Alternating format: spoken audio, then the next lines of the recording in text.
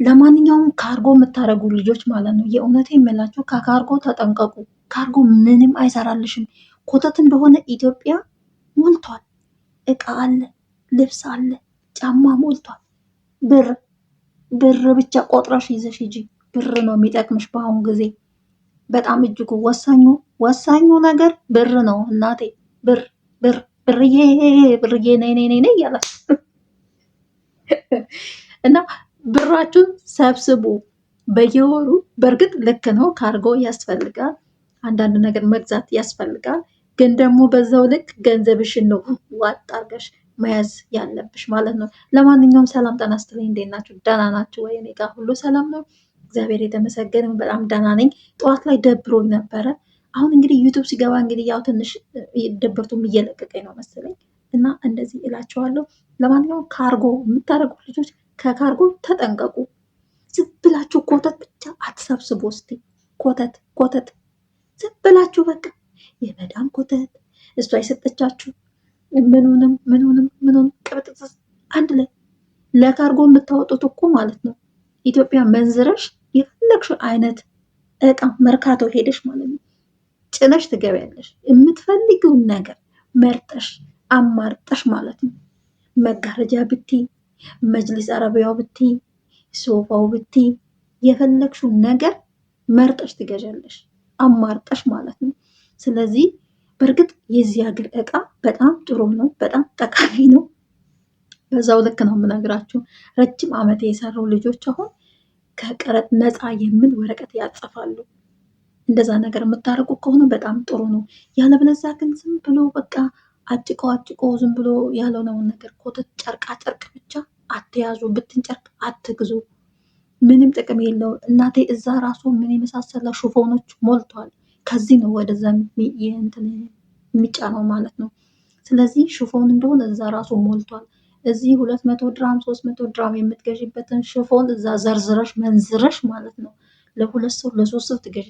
እዚህ ለአንድ ሰው የምትገዥበትን እዛ መንዝረሽ አበጥረሹ ማለት ነው ለብዙ ሰው ስጦታ ሰጫለሽ ማለት። ስጀምር ልብስ ይዛችሁ አትሄዱ።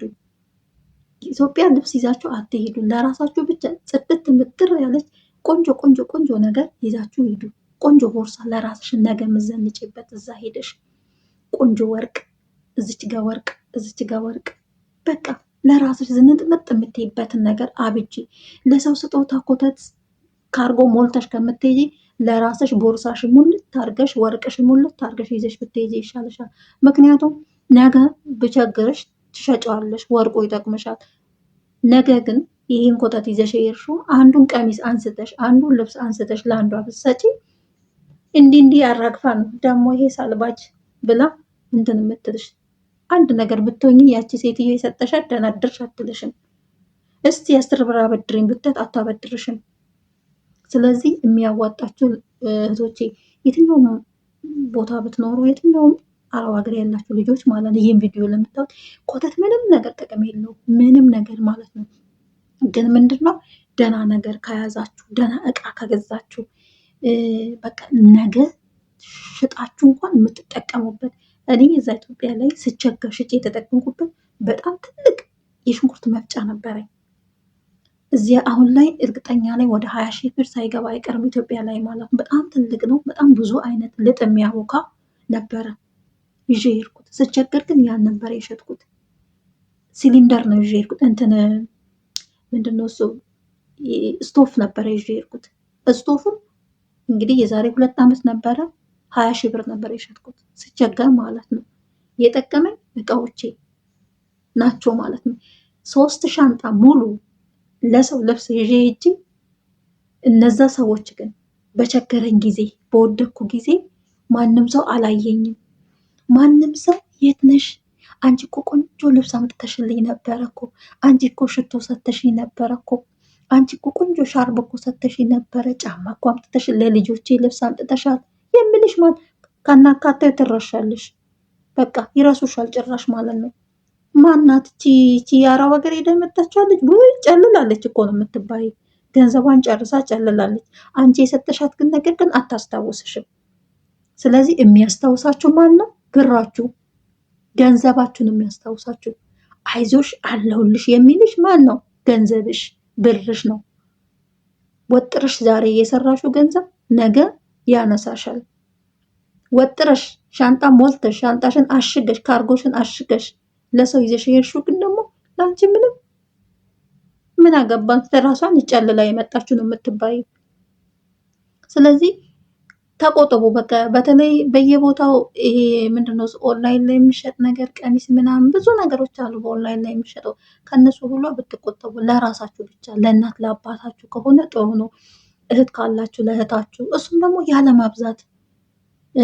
ወንድም ካላችሁ ደግሞ ለወንድማችሁ። ብር ነው የሚፈልገው ወንድምሽም ሆነ በአሁን ጊዜ ማለት ነው። ምን ይዤ ልምጣ ብለሽ ብትጠይቂው አራ ጨላውን ላኪልኝ ነው የሚልሽ። ጨላውን ነው የሚፈልጉት። ገባሽ አይደለ? ብሩን ነው የሚፈልጉት። ስለዚህ ብሩን ሄደሽ እዚህ 300 ብር 400 ብር 400 ድርሃም እና 500 ድርሃም አውጥተሽ ጫማ ከሚገዢለት ኢትዮጵያ 200 ድርሃም ብልኪለት አስበሻል እንግዲህ 2 ጫማ ይገዛበታል። ቆንጆ ሱሪ 2 ይገዛለታል። ያንን ነው እነሱ የሚፈልጉት። አንቺ ይዘሽ የሄድሽውን ይሸጣሉ። በራሴም ስለደረሰ ማለት ነው። ሽጦ ሌላ ነገር ነው የሚገዙበት። ለጎረቤትም ብትንጨርቅ ቀሚስ ምናምን ይዘሽ ከምትሄጂ 1000 ብሯን በእጇ ብታረጊላት በቃ እነሱ ደስተኞች ናቸው። ያንን ብታረጊላቸው ማለት ነው። ስለዚህ ለራሳችሁ ብቻ ለራስሽ እና ለራስሽ ብቻ። ልጆች ካለሽ ለልጆችሽ ደግሞ ለልጅም ሆነ እኔ እንጃ እኔ በቃ ከራሴ ስላንገሸገሸኝ ነው መሰለኝ ይሄን አርጉ፣ ይሄን ግዙ፣ ይሄን አትግዙ አልላችሁም። ያው እናንተ የራሳችሁን ልብ ታውቃላችሁ። ግን ደግሞ ከራሴ ተሞክሮ የምነግራችሁ ነገር ምንድነው እሱ ልብስ ኮተት አትግዙ። ገንዘብሽን ብቻ አጭቄ በቦርሳሽ ወጥረሽ ያዢ። ለራስሽ ቆንጆ ልብስ ግዢ፣ ቆንጆ ጌጥ ግዢ።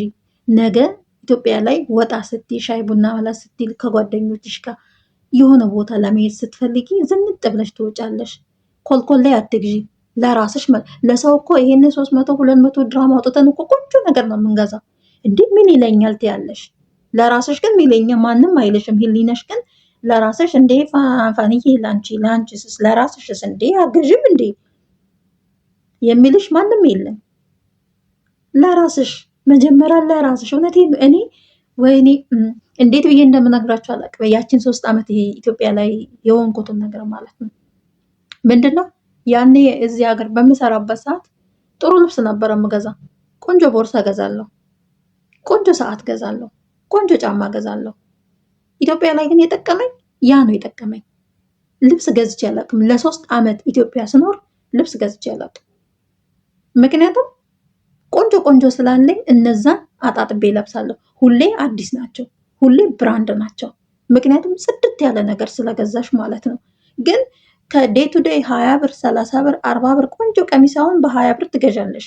ግን ኢትዮጵያ ላይ ሄጄ ለብሳለሁ ብትይ 1 ቀን ነው የምትለብሽ። ከ1 ቀን በኋላ በቃ እሱ ፌድ ሆኗል፣ ተበላሽቷል፣ ምንም ጥቅም የለውም ማለት ነው። ቦርሳ 20 ብር 30 ብር ትገዣለሽ። ነገ ግን ኢትዮጵያ ሄደሽ ብትይዢ ወዳውኑ እሱ ፌድ ያደርጋል። በቃ ፀሐይ 2 3 ከመጣው አለቀልሽ ነው። ግን ምንድነው ሴል በሚወጣበት ሴል ጠብቃችሁ ሴል አሁን ዲሴምበር ላይ ሴል ይወጣል። አዲስ ዓመታቸው ላይ በጣም ሴል ይወርዳል። በየወሩ ደግሞ 28 29 ላይ ሴል ይወርዳል። በዛን ጊዜ ጠብቃችሁ ቆንጆ ቆንጆ ነገር በቃ ብዙ ሱቆች አሉ፣ ብዙ ሞል ውስጥ የሚያማምሩ ነገሮች አሉ። መርጠሽ ቀስ ብለሽ ተረጋግተሽ አይተሽ ኳሊቲው አልዶላ አለ፣ ብዙ ነገሮች አሉ። ኤቼ እንደማለ እዛ ገብታችሁ ቆንጆ ቆንጆ ብራንድ ቦታዎች ናቸው አሁን እነሱ። ከዛ ምንድነው ሴል የወጣ ጫማዎች አሉ፣ ሴል የወጣ ቀሚስ አለ። ነገ የምትኮሪበት ነገ ዝንጥ የምትይበት። ምክንያቱም ውስጥሽን ግን የሚያውቀው መድኃኔዓለም ነው። ግን እላይሽ ላይ ደግሞ የሚሸፍነው ልብስሽ ነው። እኔ ልብሴን ቀያይሬ ስለብስ ኢትዮጵያ ላይ እንዲህ ብር አላት ነው የምባለው። እኔ ግን 10 ሳንቲም ከጊዜ የለኝም። ወይ 12 ብር ይሆናል አካውንቴ ላይ ያለው ማለት ነው። ወይ 100 ብር ነው አካውንቴ ላይ ያለው ብሩ አልቆ ማለት ነው። ስለዚህ ልብስ ግን ለብሼ ስወጣ ቦርሳዬን ቅቅ አድርጌ ሽቶዬን ተቃብቼ ስወጣ እንዲህ እሷም ብር አላት እኮ አጭቃ ነው የሆነ ደብቃ ነው እንጂ ይላሉ። ልብስ ብዙ ነገርን ይሸፍናል። ልብስ ያለሽን ነገር ሽፍንፍንፍን ያደርግልሻል። ስለዚህ ጓዶቼ እህቶቼ ይላችኋለሁ፣ ከገዛችሁ ለራሳችሁ ደህና ነገር ግዙ። እዛ ለኢትዮጵያ ነው ለአከሌ ልልክ ነው ለእንትናዬ ልልክ ነው ምን ትለኛለች? ይሄን አመት ተቀምጬ ትያለሽ። አዎ ልክ ነው። ልንታ የሚባል ነገር አለ። እሱ ይይዘናል። ይሄ በቃ ተፈጥሯችንም ባህላችንም ነው። የሆነ ነገር ወጣ እንኳን ብለሽ ስትመለሽ ምን ይዛ መጣች ነው የሚባለው። 10 ዓመት የተቀመጣቸው አሉ፣ 10 ዓመት የተቀመጣቸው አሉ፣ ከ6 7 ዓመት የተቀመጡ ብዙ ልጆች አሉ። ያን ጊዜ ስትሄዱ አታስጨንቁ፣ ራሳችሁን አትጨናነቁበት። ይህን ቪዲዮ ለምታዩት ማለት ነው እግዚአብሔርን ምንም አይደላችሁም እዛ ስትሄዱ ማለት ነው። አንቺ ራስሽ ላይ ስሪ፣ ራስሽ ላይ የደከምሽበት ዋጋሽን ራስሽ ላይ ማያተቻ ወርቅሽን ስታረጊ እንዲህ በመስታወት ስታይ እኮ ይሄ ድካሜ ነው ነው የምትይ። ቀለበትሽ ስታይ ይሄ ዋጋዬ ነው ነው የምትይ። እኔ ኢትዮጵያ ላይ ልብሶቼን ሳይ እቃዎቼን ሳይ ብርጭቆ እንኳን የምጠጣበት ብርጭቆ ከአረብ ሀገር ነው ይዤ የሄድኩት። እኔ እቃ ጭኜ ነበር የሄድኩት። አንድ ሰው እንዲነካብኝ እራሱ አልፈልግም። ምክንያቱም ደሜ ነው ያ ሁሉ እቃ የኔ ደም ነው። የሰው ሽንት ቤት አጥቤ የገዛሁት ነው ነው የምለው። ምንጣፌ ላይ ሰው በጫማ ስቆምበት አልፈልግም። ምክንያቱም ደሜ ነው። ሰው ሲቆምበት ደሜ ላይ የቆመ ነገር ነው የሚመስለኝ ማለት ነው። እኔ እንደ ራሴ ነው የምነግራችሁ። ስለዚህ እዛ ለመሄድ ስታስቡ ካርጎ ኮቶቶ አትጫኑ። ምንም ለእናንተ ጥቅም የለውም። ጥቅም ያለው ገንዘብሽን ብቻ። በአሁን ጊዜ ደግሞ እዚህ ሀገር ካርጎ ጨምረዋል፣ ኪሎ ጨምረዋል። እዛ ጉምሩክ ሄደሽ የምታወጪበት ከእንደገና ወደ ክፍለ ሀገር የምትሄዱ አላችሁ። ወደዛ ስትጭኑ ከዛ በላይ ነው። በተለይ እኔ ወደ መጨረሻ ላይ የራሱ ካርጎ ያረኩት በጣም ነው የቆጨኝ፣ በጣም ማለት ነው። ምክንያቱም ብዙ ብር ነው ያወጣሁት። ያንን ብር ይዤ ብሄድ እርግጠኛ ነኝ ጥሩ ነገር ሰራበታለሁ እዛ ላይ ማለት ነው። የተሻለ ነገር እሰራበታለሁ ማለት ነው። ያ ምንድን ነው ያለማወቃችን ሳናቀርተን። አሁን ላይ ግን እኔ ካርጎ በጭራሽ ካርጎ የሚባል አላደርግም። በቃ በአመት ይሄዳለሁ፣ ቤቴና ያለው ትዳሬና አይቼ እመጣለሁ ተመልሼ ማለት ነው። ስለዚህ እንደዛ እያደረጋችሁ በየአመቱ እየሄዳችሁ በአመት ደግሞ እረፍት አላችሁ። በአመት እየሄዳችሁ እዛ ያለውን ነገር ማየት፣ ቤታችሁን አይታችሁ ትዳራችሁን ጎብኝታችሁ ልጆቻችሁን አይታችሁ እንደዚህ ሄድ መለስ ስትሉ ትዳራችሁም ይጠበቃል፣ ቤታችሁም ይጠበቃል። እናንተም ደግሞ ፍሬ ትሆናላችሁ፣ አትጨናነቁም። ግን አንድ ቤት ውስጥ በቃ አንዳንዶቻቸው በቃ በጣም ነው የሚያሳዝኑት። እግዚአብሔርን በጣም ማለት ነው። ምን ይዤ ልሂድ የምትላለች። በቃ እዛ እኮ አርጌ በቃ ለቤተሰብ ነው እስካሁን ድረስ እኔ ለራሴ ግን ምን የሚልኝ የምትላለች። ስለዚህ ከአሁን በኋላ ደግሞ ለራሴ ብለሽ ደግሞ ቆም ብለሽ 2 ዓመት ከሰራሽ በአሁን ጊዜ ምንዛሬ ለአንቺ በቂ ነው። 2 ዓመት ከሰራሽ ለራስሽ ማለት ነው። ስለዚህ እኔስ ማነኝ?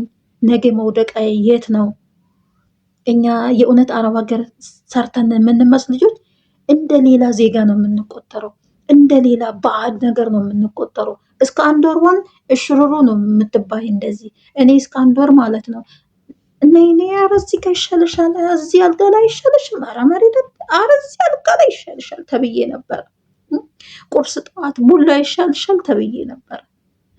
ምሳ ደግሞ እስቲ ትንሽ ለብ አድርጎላት ተብዬ ነበር። ከ1 ወር በኋላ ግን እንዴ መሄጃ የለሽም እንዴ ተባልኩ። ያናሃል ነው ቤተሰብ፣ ያናሃል ነው። ስለዚህ ለራስሽ ወቂበት፣ ለራስሽ መጀመሪያ ቅድማ ለራስ ነው የሚባል ነገር አለ እና እህቶቼ፣ ለማንኛውም ራሳችሁን ጠብቁ። ካርጎ የምታደርጉ ልጆች ከካርጓችሁ ተቆጠቡ ብላችኋለሁ። ጥቅም የለውም። ገንዘብ ያዙ። እዛ ስትሄዱ ደግሞ ለጎረቤት ደግሞ 500 1,000 ምናምን ታደርጋላችሁ።